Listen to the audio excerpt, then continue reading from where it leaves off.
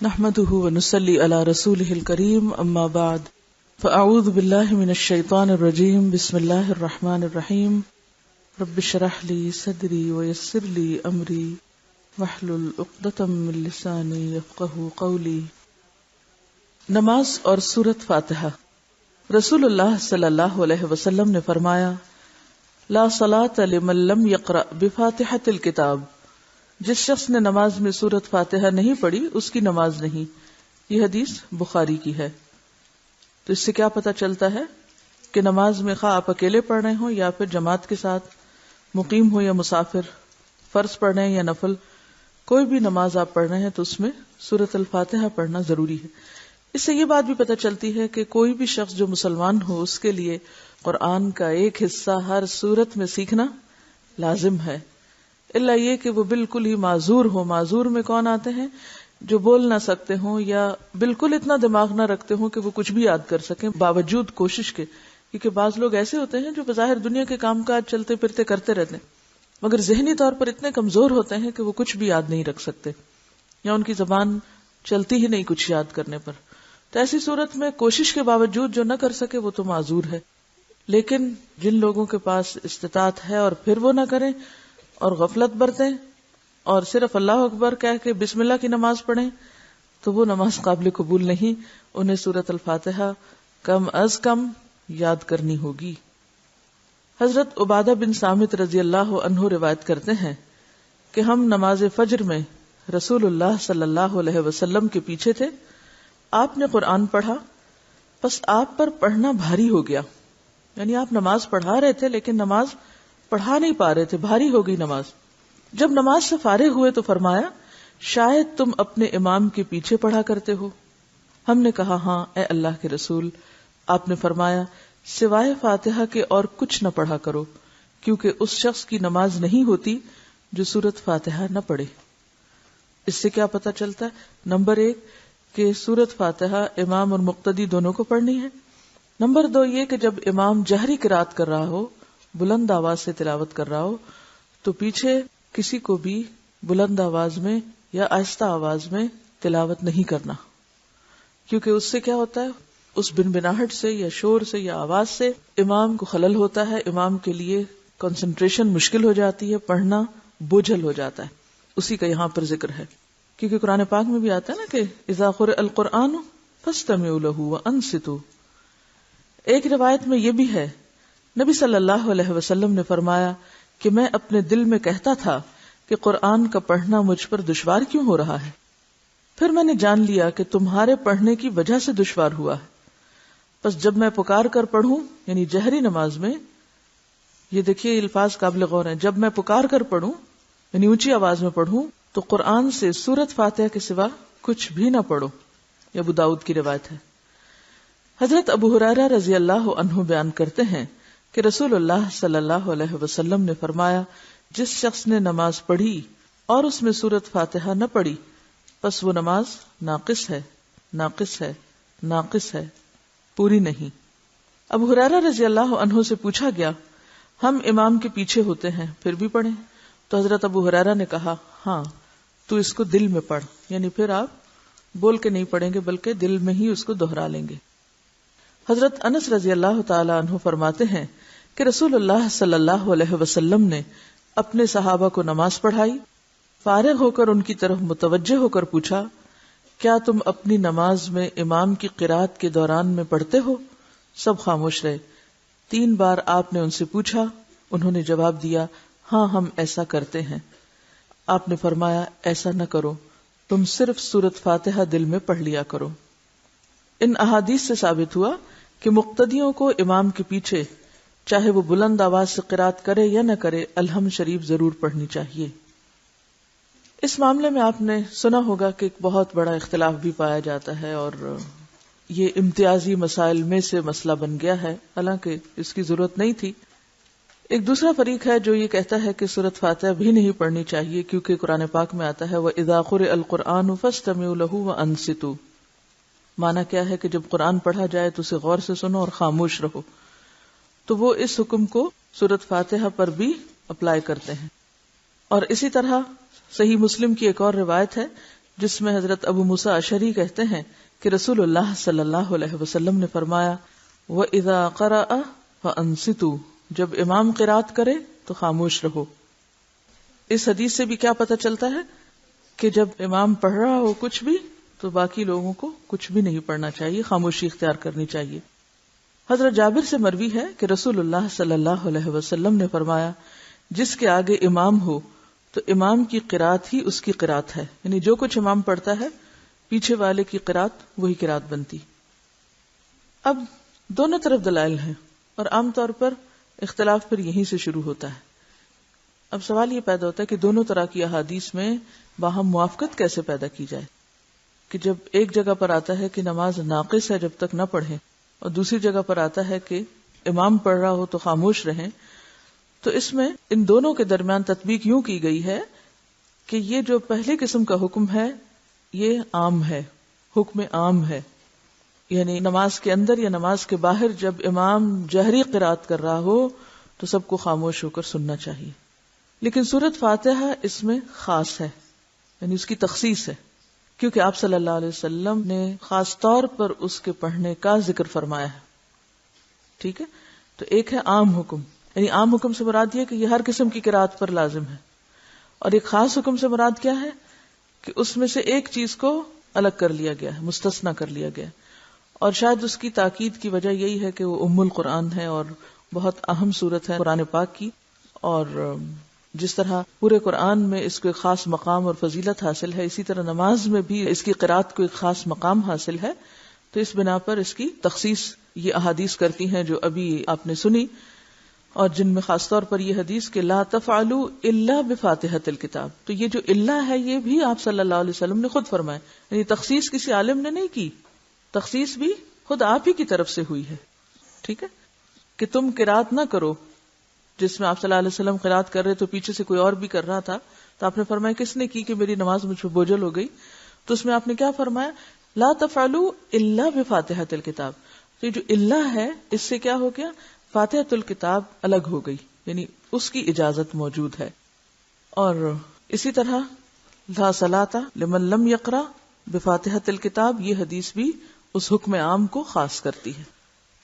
آمین، یعنی اب ایک اور مسئلہ ہے جو امتیازی مسائل میں سے ہے، جس میں آمین کا اونچی آواز سے پڑھنا یا دل میں پڑھنا یا نہیں پڑھنا، اس بارے میں بھی بعض اوقات اختلافات پائے جاتے ہیں۔ جن لوگوں کو ٹافیز کھولنی ہے ایک ہی دفعہ کھول لیں، اور آئندہ اگر آپ لوگوں کو کھانی ہے تو گھر سے کینچی سے کاٹ کر لائیں، ریپر کے اندر رکھ کے یا کسی دوسرے کاغذ میں لپیٹ کے، یہاں یہ کھولنے کا سلسلہ نہ کریں، کیونکہ یہ تھوڑی تھوڑی ساؤنڈ جو ہے یہ کنسنٹریشن پہ اثر انداز ہو رہی ہے اور پڑھانا بھاری ہو رہا ہے اور آپ سمجھ نہیں پائیں گے، تو براہ کرم اس سے اوائڈ کریں۔ آمین کا پڑھنا، جب آپ اکیلے نماز پڑھ رہے ہوں تو آمین آہستہ کہیں، جب ظہر اور عصر امام کے پیچھے پڑھیں تو پھر بھی آہستہ ہی کہیں، لیکن جب آپ جہری نماز میں امام کے پیچھے ہوں تو جس وقت امام ولضالین کہے تو آپ کو اونچی آواز سے آمین کہنی چاہیے، بلکہ امام بھی سنت کی پیروی میں آمین پکار کر کہے، اور مقتدیوں کو امام کے آمین شروع کرنے کے بعد آمین کہنی چاہیے۔ طریقہ کیا ہے کہ پہلے امام آمین کہے بلند آواز سے اور اس کے بعد مقتدی شروع کرے، یعنی کہ اس سے پہلے ہی وہ ابھی شروع ہوئی اور اس سے پہلے ہی وہ پڑھ کے بیٹھ جائیں۔ حضرت وائل بن حجر رضی اللہ عنہ روایت کرتے ہیں کہ میں نے سنا رسول اللہ صلی اللہ علیہ وسلم نے پڑھا غیر المغضوب علیہم ولضالین، پھر آپ نے بلند آواز سے آمین کہی، یعنی آپ صلی اللہ علیہ وسلم نے بحیثیت امام کے خود ہی آمین فرمائی۔ حضرت ابو ہریرہ رضی اللہ عنہ کہتے ہیں کہ جب رسول اللہ صلی اللہ علیہ وسلم غیر المغضوب علیہم ولضالین پڑھتے تو آپ کہتے آمین، اس طرح کہ پہلی صف میں آپ کے ارد گرد کے لوگ سن لیتے، یعنی آپ جب آمین کہتے تو شروع کے جو لوگ تھے آپ کے قریب کے لوگ وہ اس کو سن بھی سکتے تھے۔ حضرت ابو ہریرہ رضی اللہ عنہ فرماتے ہیں کہ رسول اللہ صلی اللہ علیہ وسلم نے فرمایا جب امام آمین کہے تو تم بھی آمین کہو، جس شخص کی آمین فرشتوں کی آمین کے موافق ہو گئی تو اس کے پہلے سب گناہ معاف کر دیے جاتے ہیں۔ تو اس سے کیا پتہ چلتا ہے کہ نماز میں جب سورۃ الفاتحہ پڑھی جاتی ہے تو امام بھی آمین پڑھتا ہے، مقتدی بھی پڑھتے ہیں اور فرشتے بھی پڑھ رہے ہوتے ہیں، کیونکہ نمازیوں کے اوپر فرشتوں کا سایہ ہوتا ہے اور وہ بھی اس میں ان کے ہم نوا ہوتے ہیں اور شریک ہوتے ہیں. تو یہاں کیا فرمایا کہ جب امام آمین کہے تو تم بھی کہو، جس کی آمین فرشتوں کی آمین کے موافق ہو گئی تو اس کے گناہ معاف ہو جاتے ہیں. امام ابن خزیمہ اس حدیث کی تشریح میں فرماتے ہیں، اس حدیث سے ثابت ہوا کہ امام اونچی آواز سے آمین کہے، کیونکہ نبی صلی اللہ علیہ وسلم مقتدی کو امام کی آمین کے ساتھ آمین کہنے کا حکم اسی صورت میں دے سکتے ہیں جب مقتدی کو معلوم ہو کہ امام آمین کہہ رہا ہے. کوئی عالم تصور نہیں کر سکتا کہ رسول اللہ صلی اللہ علیہ وسلم مقتدی کو امام کی آمین کے ساتھ آمین کہنے کا حکم دے جبکہ وہ اپنے امام کی آمین کو سن نہ سکے. نعیم مجمر رحمۃ اللہ علیہ فرماتے ہیں کہ حضرت ابو ہریرہ نے ہمیں رسول اللہ صلی اللہ علیہ وسلم کے طریقے کے مطابق نماز پڑھائی. پھر نعیم اس طریقے کو بیان کرتے ہوئے کہتے ہیں کہ انہوں نے آمین کہی اور جو لوگ آپ کی اقتداء میں نماز ادا کر رہے تھے انہوں نے بھی آمین کہی. یعنی نبی صلی اللہ علیہ وسلم کے بعد صحابہ کرام کے طریقے کو بیان کیا گیا ہے. حضرت عبداللہ بن زبیر رضی اللہ عنہ اور ان کے مقتدی اتنی بلند آواز سے آمین کہتے تھے کہ مسجد گونج اٹھتی تھی. اکرمہ رحمہ اللہ فرماتے ہیں، میں نے دیکھا کہ امام جب ولضالین کہتا تو لوگوں کے آمین کی وجہ سے مسجد گونج جاتی. عطا بن نبی رواح رحمہ اللہ فرماتے ہیں، یہ تابعی ہیں، میں نے 200 صحابہ کرام کو دیکھا کہ بیت اللہ میں جب امام ولضالین کہتا تو سب بلند آواز سے آمین کہتے. کسی کو عطا بن نبی رواح کا پتہ ہے کہ کون ہے؟ کچھ تھوڑا سا جانتے ہیں؟ یہ جو کتاب ہے نا حیات تابعین کے درخشاں پہلو، اس میں پہلے نمبر پر انہی کا واقعہ. عطا بن نبی رواح نہ صرف یہ کتابی ہیں بلکہ حرم میں مستقل طور پر کئی سال رہے، اور جب یہ وہاں پر موجود تھے تو یہ حکم جاری ہوا تھا کہ ان کے سوا کوئی اور فتویٰ نہ دیا کرے. یہ بہت بڑے عالم بھی تھے. رسول اللہ صلی اللہ علیہ وسلم نے فرمایا، جس قدر یہودی سلام اور آمین سے چڑھتے ہیں اتنا کسی اور چیز سے نہیں چڑھتے، بس تم کثرت سے آمین کہا کرو. ابن ماجہ کی روایت ہے. شاید آپ کے ذہن میں یہ سوال آ رہا ہو کہ خود ان کی اپنی ہمز کے آخر میں آتا ہے آمین، AMIN، تو پھر اگر ان کے ہاں موجود ہے تو پھر وہ ہم سے کیوں چڑھتے ہیں؟ کسی کے پاس ہے جواب اس کا؟ یعنی اس حدیث میں جو بیان کیا گیا ہے کہ جس قدر یہودی سلام اور آمین سے چڑھتے ہیں، کیا ان کے یہاں سلام نہیں ہے؟ سلام ہے نا ان کے یہاں. کیا بولتے ہیں؟ ہاں، شالوم یا کچھ اس طرح کا لفظ بولتے ہیں. آمین بھی ہے، AMIN لکھا ہوتا ہے. چڑ کس چیز کی ہے؟ غور کیجیے. اصل میں آپ کو آبزرویشن کا طریقہ سکھا رہی ہوں کہ جب ہم بعض اوقات آبزرویشن کرتے بھی ہیں تو ہم اس سے نتائج کو دور پار کے لے آتے جس کو اس سے کوئی تعلق نہیں ہوتا. بات یہ ہے کہ نمبر 1، سلام اس طرح عام نہیں ہے جس طرح مسلمانوں کو عام کرنے کا کہا گیا. مثلا یہود اور مسلمان جو تھے مدینہ میں ساتھ ساتھ رہتے تھے، بازاروں میں عام طور پہ بہت مکسڈ اپ تھے، لین دین تھا، یعنی ایک کمیونٹی تھے. اب ہوتا یہ ہے کہ ایک کمیونٹی میں ایک پہلے سے گروہ ہے جس کے پاس دین ہے، جو اہل کتاب ہیں، جو لٹریٹ پیپل ہیں، پڑھے لکھے ہیں، وہ سمجھتے ہیں سارا دین ہمارے پاس ہے. مذہبی طبقہ ہے وہاں کا، ٹھیک ہے. اب یہ نیو بورن مسلمز ہیں، نئے نئے مسلمان ہوئے مدینہ میں، وہ صرف دین پہ فخر کر رہے ہیں اور یہ عمل کر رہے ہیں.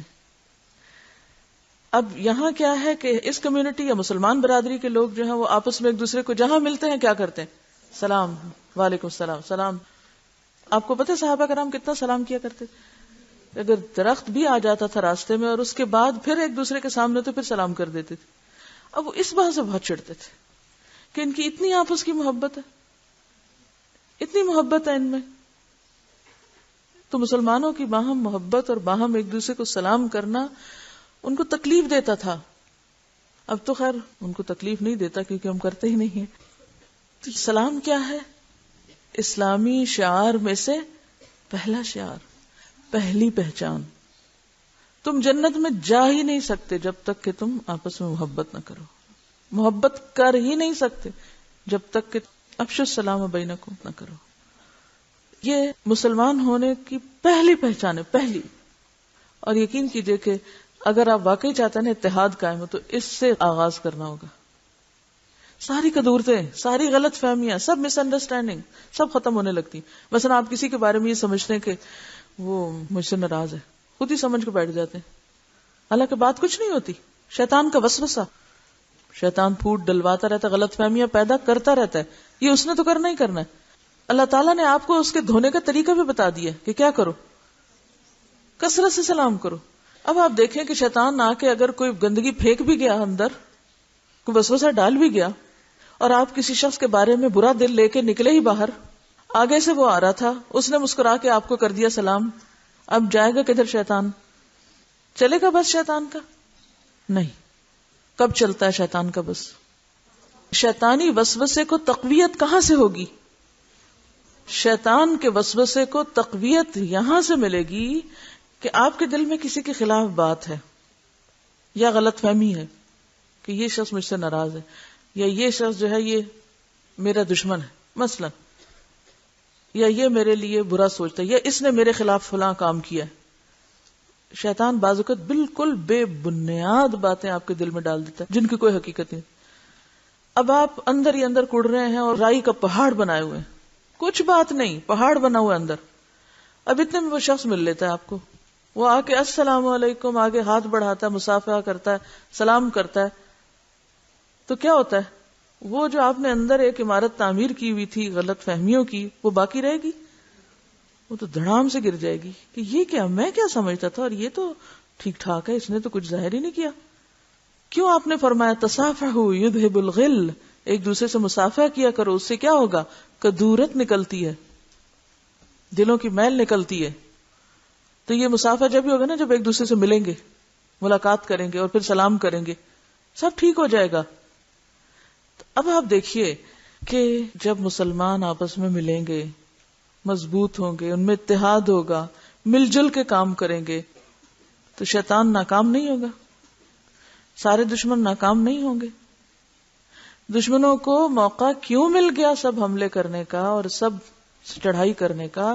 کیونکہ ہم اندر سے کمزور ہیں، ہم کٹے ہوئے ہیں، بٹے ہوئے ہیں، ہم ایک دوسرے کو خود ہی کاٹنے کے لیے کافی ہیں، کسی نے کیا کرنا ہے. تو دین تو دھرے کا دھرا رہ گیا نا. میں نے آپ کو بتایا تھا کہ بگاڑ جو ہوتا ہے تعلقات کا، وہ دین کو مونڈ ڈالتا ہے، دین کی صفائی کر دیتا ہے. میرا آپ کو کچھ نہیں جاتا، دین جاتا ہے، دین کی عمارت گرتی ہے. اب دین کے جو دشمن ہیں وہ کیا چاہیں گے کہ دین کی عمارتیں گریں، تو ان کو گرانے کی ضرورت کیا ہے؟ آپ خود ہی گرا جائیں گے. اور اگر آپ ایسے کام کریں گے تو وہ تو اپنے منصوبے کامیاب نہیں ہوں گے، لہٰذا وہ تو چڑھیں گے یا نہیں؟ ٹھیک ہے نا. تو سلام سے تو اس لیے چڑھتے ہیں. اب مجھے بتائیے آمین سے کیوں چڑھتے ہیں؟ آمین تو ان کے ہاں بھی ہے، وہ بھی پڑھتے ہیں، ہماری طرح نہیں پڑھتے. آپ اگر کبھی سینیگاگ گئے، کبھی چرچ گئے؟ نہیں کہیں آپ خدا نخواستہ آپ کے اوپر کچھ اثر نہ ہو جائے، اس لیے کبھی خیال بھی نہ لائیے دل میں جانے کا. ہاں، اور اگر کسی نے جاتے دیکھ لیا تو کیا پتا آپ کو کوئی نسبت ہی نہ دے دے ان سے. بہرحال آپ نے اگر کسی مذہبی رہنما کے ہمز وغیرہ پڑھتے دیکھا ہوگا تو وہ پڑھا کے آخر میں کہتے ہیں آمین. لیکن یہ اس طرح نہیں پڑھتے جیسے ہم سب مل کے کیا پڑھتے ہیں. اکٹھے پڑھنے سے کیا ہوتا ہے؟ کبھی آپ نے سنا مل جل کے پڑھنے والوں کو؟ وہ ایک آمین کا مسجد میں کھڑے ہو کے سب کا زور سے پکارنا، دعا پر آمین کہنا، یہ کوئی معمولی چیز ہے کیا؟ اس سے دوسروں کے دل نہیں دہل جاتے ہوں گے؟ اور سب سے بڑھ کے تو شیطان جو ہے وہ بھاگ نہیں جاتا ہوگا. تو یہ بھی سمبل ہے کس چیز کا؟ اجتماعیت کا. اور سارا ڈر کس چیز میں ہے لوگوں کو؟ مسلمان کہیں اکٹھے نہ ہو جائیں. سب مشکل یہاں ہے. حرم میں جب آمین ہوتی ہے تو ایک ایسی ایکو ہوتی ہے کہ یوں لگتا ہے کہ جیسے پلٹ کے واپس کوئی چیز جیسے فرشتوں کی طرف سے بھی اور سب کی طرف سے واپس اندر آ کے پلٹ رہا ہوتا ہے. مل جل کے آمین کہنا سب کو ایک کرتا ہے. اس بات کا اظہار ہوتا ہے کہ ہم سب کی آواز ایک. اس میں آپ دیکھیں نا، سب کا یک زبان ہونا بھی تو ہے نا، یک آواز ہونا، یک زبان ہونا، ہم خیال ہونا اور موافقت کرنا. جس طرح رکوع سجدے میں موافقت کرے تو ایکشنز کی موافقت ہے، اور آمین کہنا زبان سے جو بول ہے اس کی موافقت ہے، ایک دوسرے کے ساتھ چلنا ہے. تو یہ کوئی معمولی فعل نہیں ہے. تو اس لیے جب مسلمان دن میں 5 دفعہ جہری نمازوں کی ہر رکعت میں بلند آواز سے آمین کہتے ہیں تو جو دین کے دشمن ہیں ان کو خوف لاحق ہو جاتا ہے، کیونکہ سلام بھی اجتماعیت کا سمبل ہے، آمین بھی. ورنہ ایک کام روزمرہ زندگی سے متعلق اور ایک نماز سے آپ نے ان کو ایک جگہ کیوں بات کی؟ سوچنے کی بات ہے نا، غور و فکر کرنے کی بات. اس کو استنباط کہتے ہیں. خدا کے لیے رٹے رٹائے جملے بولنا چھوڑ دیں، سنے سنائے جملے بولنا چھوڑ دیں. ہم چند جملے لوگوں سے سنتے رہتے ہیں، اپنے استادوں سے یا دائیں بائیں والوں سے، پھر ہم بے سوچے سمجھے ان کو بولتے رہتے ہیں.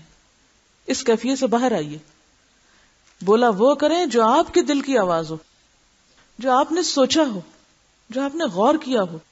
آپ کے دل اور زبان میں موافقت ہونی چاہیے، جو اندر سے نکل رہا ہو. یہ نہیں وہ کسی نے کہا تھا میں نے سن کے رٹ لیا اور اب میں اس کو بول رہا ہوں. تو ہمیشہ غور و فکر کرنا شروع کریں. غور و فکر جو ہے اسی سے انسان اللہ کے قریب ہوتا ہے اور بہترین عبادت ہے. اور ہم سمجھتے ہیں غور و فکر صرف وہ پتوں میں چڑیوں میں غور و فکر ہے. ان آیات اور احادیث کی گہرائی میں جانا اور ان کے اسباب تلاش کرنا یہ بھی غور و فکر ہے. رسول اللہ صلی اللہ علیہ وسلم نے فرمایا جس قدر یہودی سلام اور آمین سے چڑھتے ہیں اتنا کسی اور چیز سے نہیں چڑھتے، پس تم کثرت سے آمین کہنا، یعنی اس سے غافل نہ ہونا. حافظ ابن عبد البر رحمہ اللہ نے ذکر کیا کہ امام احمد بن حنبل رحمہ اللہ اس شخص پر سخت ناراض ہوتے جو بلند آواز سے آمین کہنے کو مکروہ سمجھتا، کیونکہ یہودی آمین سے چڑھتے. دعا، تعوذ، تسمیہ اور سورۃ فاتحہ پڑھ کر آمین کہہ چکنے کے بعد قرآن مجید میں سے جو کچھ یاد ہو اس میں سے کچھ پڑھیں. پڑھنے کا ادب کیا ہے، آداب تلاوت کیا ہے؟ حضرت ام سلمہ رضی اللہ عنہا سے روایت ہے یقطع قراءتہ آیتن آیتن، رسول اللہ صلی اللہ علیہ وسلم قرآن مجید کی ہر آیت پر توقف فرماتے. توقف کا کیا معنی ہوتا ہے؟ رک جاتے، وقفہ، پاز. بعد والی آیت کو پہلی آیت کے ساتھ نہیں ملاتے تھے، جیسے الحمدللہ رب العالمین الرحمن الرحیم مالک یوم الدین. اس طرح پڑھنے سے اور الحمدللہ رب العالمین الرحمن الرحیم مالک یوم الدین دونوں میں فرق کیا ہے؟ خشوع پہ فرق پڑے گا. یہ بھی خشوع پیدا کرنے کی ٹپس میں سے ایک ٹپ ہے، چھپا ہوا. آزما کے دیکھیں اس کو. اچھا ہماری نماز میں خشوع کیوں نہیں آتا؟ ہم ایک سانس میں سبحانک اللہ سے قل ہو اللہ تک جاتے ہیں، روکے بغیر، بس رٹا لگا کے تیزم تیز پڑھ کے آگے نکل جاتے. آج سے کوشش کریں ہر آیت پہ رکنا ہے، پھر آپ دیکھیں کیسے نہیں کنسنٹریشن آتی، کیسے نہیں خشوع آتا، کیسے نہیں توجہ ہوتی. اصل میں ہم ان باریک باریک چھوٹی چھوٹی سنتوں کو جانتے نہیں، یا جانتے بھی ہیں تو بھولے ہوئے ہیں، یا جانتے ہیں تو اہمیت نہیں دیتے، اور پھر نتائج بھی ویسے نہیں نکلتے. پھر ہم سوال پہ سوال دوسروں سے کرتے ہیں، اچھا یہ کیسے پیدا ہو؟ پھر ہم سمجھتے ہیں کہ وہ کوئی ہمیں منتر ایسا بتا دیں کہ جس سے قدرتی طور پر ہمارے اندر وہ چیز آ جائے. تو یہ نہیں آ سکتی. ان تمام چیزوں کا جو ہم سے اللہ تعالیٰ کو مطلوب ہیں، ان کو لانے کا، ان کو کرنے کا طریقہ صرف ایک ہی، اور وہ نبی صلی اللہ علیہ وسلم کا طریقہ ہے. جب تک اس طریقے اور پروسیس سے نہیں گزریں گے وہ مطلوبہ نتیجہ پیدا ہی نہیں ہو سکتا. اور جب تک ہمارا یقین نہ ہو اس بات پر اور ہم سمجھے کہ ہم آنکھیں بند کر کے خشوع لے آئیں گے، یہ غلط ہے. کیونکہ بہت سارے لوگ اس پر اصرار کرتے ہیں، نہیں جو آنکھیں بند کر کے ہمیں مزہ آتا ہے وہ کھول کے نہیں آتا، اور ہمیں کرنے دیں، اور جواز تلاش کرتے ہیں اور کسی صورت مان کے نہیں دیتے. وہ سمجھتے ہیں کہ خود ساختہ طریقوں سے ہم زیادہ دین کی سمجھ پیدا کر لیں گے، یا زیادہ ہم اپنے اندر خشوع و خضوع اور ایمان اور تقوی پیدا کر لیں گے، جو کہ ایک غلط خیال ہے. وہ وقتی طور پر ہو سکتا ہے آپ کو کوئی تھوڑا بہت فائدہ ہو جائے، لیکن حقیقی فائدہ حاصل نہیں ہو سکتا. تو باریکی سے دیکھا کیجئے کہ آپ کی کس ادا میں، کس چیز میں، کہاں پر، کس طریقے سے عمل کرنے سے کیا فائدہ ہوتا ہے. تو ایک ایک یعنی چھوٹی چھوٹی چیز کو اگر ویسے ہی کیا جائے گا تو یقینی طور پر وہ سب ملے گا جو اللہ تعالیٰ نے آپ صلی اللہ علیہ وسلم اور صحابہ کرام کو دیا تھا دین کی روح یا تقوی یا فرقان میں سے. اور اگر وہ نہیں کریں گے تو وہاں تک نہیں پہنچیں گے، احسان کا درجہ نہیں نصیب ہو سکتا. دیکھیں نا، غلط راستے سے جا کے تو آپ احسان پہ پہنچنے لگے، یہ کیسے ممکن ہے؟ مذکورہ حدیث کثرت طرق کے ساتھ مروی ہے، اس مسئلے میں اس کو بنیادی حیثیت حاصل ہے. مذکورہ حدیث یعنی یہ جو اوپر حدیث بیان ہوئی ہے حضرت ام سلمہ کی، یہ کثرت طرق کے ساتھ مروی ہے، یعنی اس کے بہت سے چینز ہیں. اس مسئلہ میں اس کو بنیادی حیثیت حاصل ہے. ائمہ سلف صالحین کی ایک جماعت ہر آیت پر توقف فرماتی تھی. اب اس میں یہ کوئی حجت نہیں کہ کوئی کہے حرم کے جو امام ہیں وہ تو نہیں ایسے کرتے، بھلے نہ کرے، وہ ہمارے لیے اسوہ حسنہ ہے. نہیں، وہ اسوہ حسنہ نہیں ہے، اسوہ حسنہ ایک ہی ہے. ائمہ سلف صالحین کی ایک جماعت ہر آیت پر توقف فرماتی تھی. اگر ما بعد کی آیت معنی کے لحاظ سے پہلی آیت کے ساتھ متعلق ہوتی تھی پھر بھی قطع کر کے پڑھتے تھے. تلاوت قرآن کا مسنون طریقہ یہی ہے، لیکن آج جمہور قراء اس طرح تلاوت کرنے سے گریز کرتے ہیں. کیوں؟ دیر لگتی ہے. رسول اللہ صلی اللہ علیہ وسلم نے فرمایا نمازی اپنے رب کے ساتھ سرگوشی کرتا ہے، اسے خیال کرنا چاہیے کہ وہ کس قسم کی سرگوشی کر رہا ہے. اور تم قرآن مجید اونچی آواز کے ساتھ تلاوت کر کے اپنے ساتھیوں کو اضطراب میں نہ ڈالو. یعنی تہجد میں یا نفل نماز میں ایسے مت پڑھو کہ دوسروں کو ڈسٹرب کرو. یعنی نمازی بھی ایسی اونچی آواز سے قرات نہ کرے کہ باہر والے ڈسٹرب ہوں، اور باہر والوں کو بھی نہیں ایسا کرنا چاہیے کہ نمازی ڈسٹرب ہوں. بعض لوگ قرآن پڑھتے وقت بالکل خیال نہیں کرتے کہ دوسرے لوگ ان کی آواز سے ڈسٹرب ہو رہے ہیں. یہ تو سرگوشی ہے. اور سرگوشی اونچی آواز میں کرتے ہیں. کیسے کرتے ہیں سرگوشی؟ کریں ایک دوسرے کو. اب یہ دیکھیں ایک خوبصورت سی فیلنگ ہے، لیکن اس میں کسی دوسرے کو کوئی ڈسٹربنس نہیں ہے. یہی طریقہ ہے مسنون. لیکن وہ سارے شروع ہو جائے مقتدی تو پھر وہی ہوگا نا جو آپ صلی اللہ علیہ وسلم فرمایا کہ یہ کون ایسا کر رہا تھا کہ مجھ پہ پڑھانا بھاری ہو گیا. خصوصاً تراویح کے دوران اس قدر تکلیف ہوتی ہے کہ کچھ لوگوں کو سورت یاسین آتی ہوتی ہے اور وہ بالکل آگے نہیں جانے دیتے امام کو، اس کو بھلوا دیتے ہیں، الٹا مقابلے پہ پڑھتے ہیں. وہ بتانا جو ہے مجھے آتا ہے. یہ رسول اللہ صلی اللہ علیہ وسلم نے فرمایا نمازی اپنے رب کے ساتھ سرگوشی کرتا ہے، اسے خیال کرنا چاہیے کہ وہ کس قسم کی سرگوشی کر رہا ہے. اور تم قرآن مجید اونچی آواز کے ساتھ تلاوت کر کے اپنے ساتھیوں کو اضطراب میں نہ ڈالو.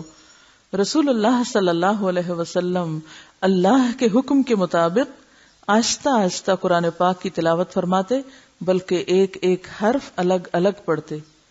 یوں معلوم ہوتا ہے کہ چھوٹی سورت لمبی سورت سے بھی زیادہ لمبی ہو گئی. کیا ہوتا تھا؟ یوں معلوم ہوتا کہ چھوٹی سورت لمبی سورت سے بھی لمبی ہو گئی. چنانچہ آپ کا ارشاد ہے کہ حافظ قرآن کو کہا جائے گا تم قرآن پڑھتے جاؤ اور جنت کی سیڑھیاں چڑھتے جاؤ. جس طرح دنیا میں آہستہ آہستہ پڑھا کرتے تھے اس طرح پڑھتے چلو. تمہاری منزل وہاں ہے جہاں تمہارا قرآن پڑھنا ختم ہوگا. لیکن دنیا میں حافظ حضرات کیسے پڑھتے ہیں؟ جلدی سے جلدی ختم ہو تاکہ فارغ ہوں. رسول اکرم صلی اللہ علیہ وسلم قرآن کو اچھی آواز سے پڑھنے کا حکم فرماتے، اس لیے کہ خوبصورت آواز کے ساتھ قرآن پڑھنے میں مزید حسن پیدا ہوتا ہے. یعنی قرآن پاک اور زیادہ اچھی طرح سمجھ آتا ہے، زیادہ خوبصورت لگنے لگتا ہے، قرآن پر اور زیادہ پیار آنے لگتا ہے. حضرت عقبہ بن عامر رضی اللہ عنہ فرماتے ہیں اللہ کی کتاب کا علم حاصل کرو، اس کو ذہن میں محفوظ کرو اور اسے خوبصورت آواز سے پڑھو. مجھے اس ذات کی قسم جس کے ہاتھ میں میری جان ہے، اونٹ کے گھٹنوں کی رسی اگر کھول دی جائے تو وہ اتنی تیزی سے نہیں بھاگتا جتنا تیزی سے قرآن پاک حافظے سے نکل جاتا ہے. اس لیے بہت ضروری ہے کہ جو کچھ آپ اس وقت حفظ فرما رہے ہیں اس کو نمازوں میں دہراتے رہیں تاکہ وہ ساری زندگی یاد رہے، بھولنے نہ پائے. اور قرآن کو یاد رکھنے کا بہترین طریقہ یہی ہے کہ نماز میں انسان اس کو دہرائے. جو حصہ آپ نمازوں میں پڑھتے رہیں گے وہ کبھی نہیں بھولے گا، وہ زیادہ زیادہ پختہ ہو جائے گا. اب اس میں آپ خود ترتیب کر سکتے ہیں، ظہر میں کیا پڑھوں، عصر میں کیا پڑھوں، مغرب میں، عشاء میں. اور اس کے علاوہ اگر زیادہ یاد ہے تو اس مہینے میں کیا پڑھوں، اس میں کیا پڑھوں، پورے سال کا آپ پلانر بنا لیں. جو لوگ حفاظ ہیں عام طور پر ان کو یاد رکھنا ایک بوجھ لگتا ہے. اور وہ خوف زدہ رہتے ہیں کہ بھول جائے گا. اور پھر سارا تو ایک دن میں نہیں پڑھ سکتے، یہ سارا ایک مہینے میں نہیں پڑھ سکتے. تو ایسی صورت میں آپ سال بھر پہ ڈیوائڈ کر لیں کہ مثلاً اس مہینے میں مجھے یہ پارے پکے کرنے اور دن بھر کی نمازیں پڑھنا، اس مہینے میں یہ کرنا. اس میں سال کا پلانر بنا لیں، پھر مہینے کا بنا لیں، پھر ہفتے کا بنا لیں، پھر دن کا بنا لیں. تو صرف ایک دفعہ اپنے پاس اپنا پرسنل چارٹ بنا کے رکھ لیں اور تھوڑی سی اس کی پابندی کریں تو آپ دیکھیں گے کہ انشاءاللہ قرآن آپ کے پاس ہی رہے گا، کہیں نہیں جائے گا. اور اگر آپ نے نہیں اس کو پکڑا چلا جائے گا. اور یہ صرف حفظ کے لیے نہیں ہے، یہ اور کس کے لیے؟ علم حاصل کرو، ذہن میں محفوظ رکھو اور خوبصورت آواز سے پڑھو. یہ تجوید سے پڑھنے کے لیے بھی ہے اور معنی اور فہم اور تمام چیزوں کے لیے.